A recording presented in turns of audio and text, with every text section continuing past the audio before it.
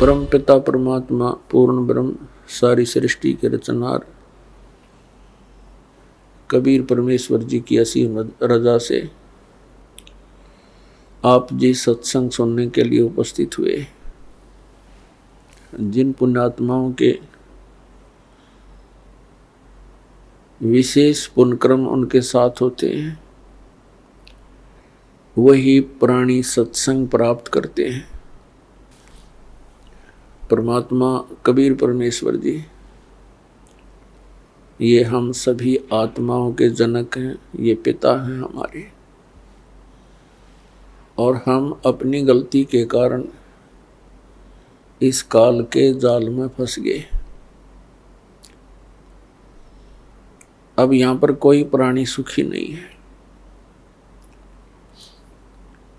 यहाँ तक कि स्वर्गलोक के देवताओं को भी चैन नहीं है।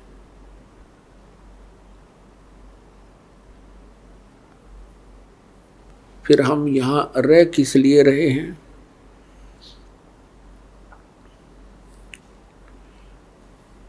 ये हमें भी मालूम नहीं था। हमने इस जन्म और मृत्यु को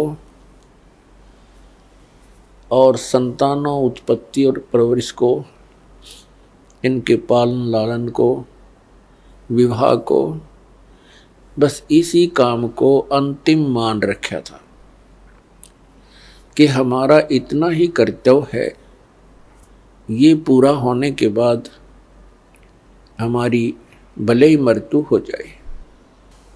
अब परमात्मा ने आकर के ज्ञान दिया है, आग गए ना बावड़े रहते भी सब जाही, बिन साहेब की बंदगी कहीं ठोड़ ठिकाना नहीं। पहले चले गए, उन्होंने तो आकर बताया नहीं उनकी क्या दशा हुई आगे,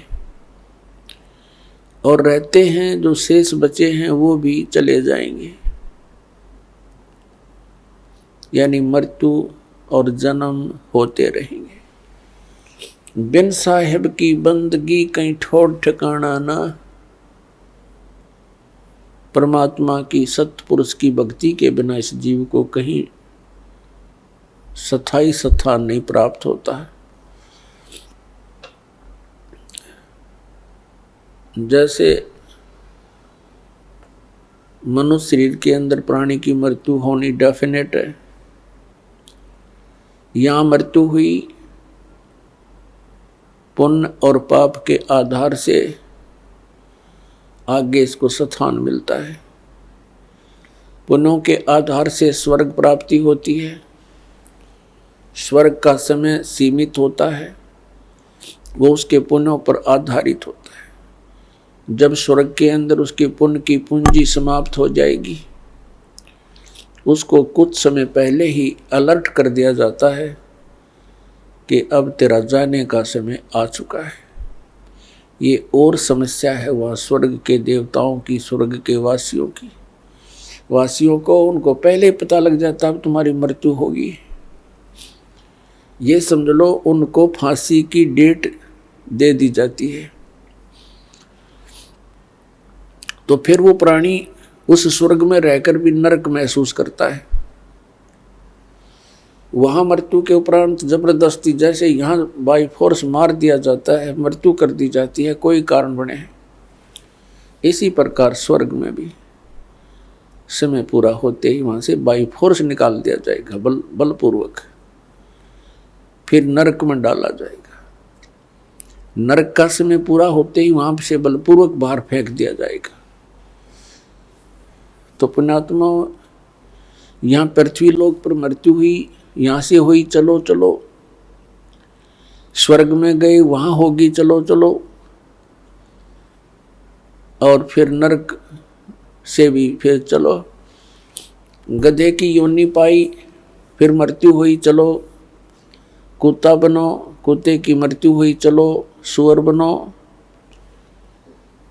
तो ऐसे, और फिर समय आने पर फिर मनुष्य बनो। तो यहाँ परमात्मा बताते हैं,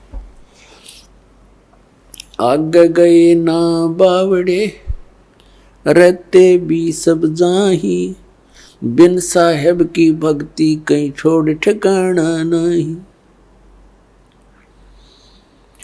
जैसे मोती ओस का ऐसी तेरी आब, गरीब दास करो बंदगी बहुर न ऐसा दाव।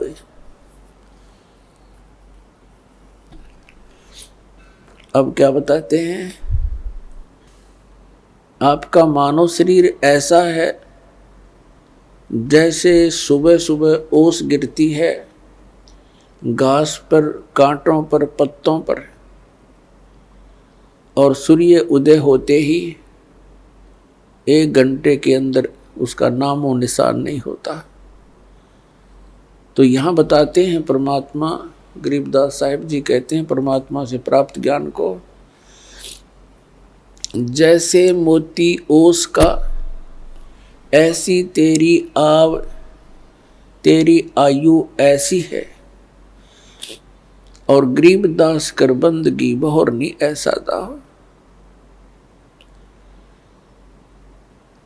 अब दाव कैसा है, मनुष्य शरीर एक दाव लगा हुआ है आपका, और इस दाव को चूक गए फिर बहुत लंबा कार्य प्रारंभ हो जाएगा। 84 लाख योनियों में भ्रम भटक कर कष्ट उठा करके फिर कभी मानव शरीर प्राप्त होगा, तो यही क्रियाएं फिर हम करते रहेंगे। तो पुण्यात्माओं, परमेश्वर ने बताया है, सुखदेव ने 84 भुगती बना पजावे खरवो, तेरी क्या बुनियाद पुरानी तू पेंडा पंथ पकड़वो। सुखदेव जैसे ऋषि ने भी 84 लाख योनियों के कष्ट उठाए, और बना पजावे खरवो, खरमा ने गधा, कुम्हार के पुजावे पर यानी उस कीलन पर जहाँ ईंटें पकाई जाती हैं और जहाँ पर बर्तन पकाए जाते हैं उसको पुजावा बोलते हैं, पुजावा यहाँ की भाषा में। और खरमा ने गधा, ऐसे ऋषियों की भी ये दुर्गति यहाँ हो रही है।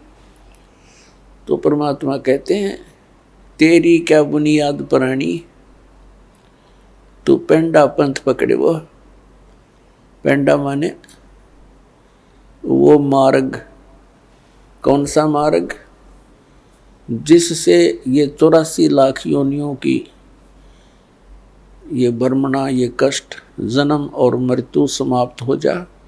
उस मार्ग को पकड़, उस ज्ञान को ग्रहण कर। उसके लिए श्रीमद् भगवत गीता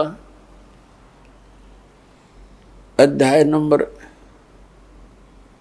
4 के श्लोक नंबर 32 में कहा है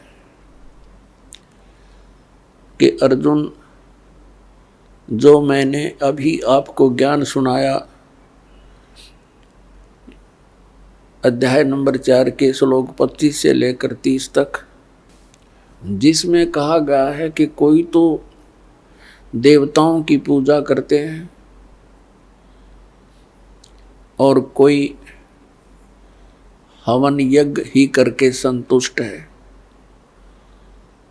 और कोई योग अभ्यास करता है, कोई तीक्ष्ण अहिंसावादी व्रत रखता है, जैसे मुख पर पट्टी बांधकर नंगे पैरों घूमते हैं कि कोई जीव हिंसा ना हो जाए, और कोई स्वाध्याय करते हैं, जैसे कोई गीता जी का पाठ करता है तो कोई वेदों के कुछ श्लोकों का, मंत्रों का डेली स्वाध्याय करता है।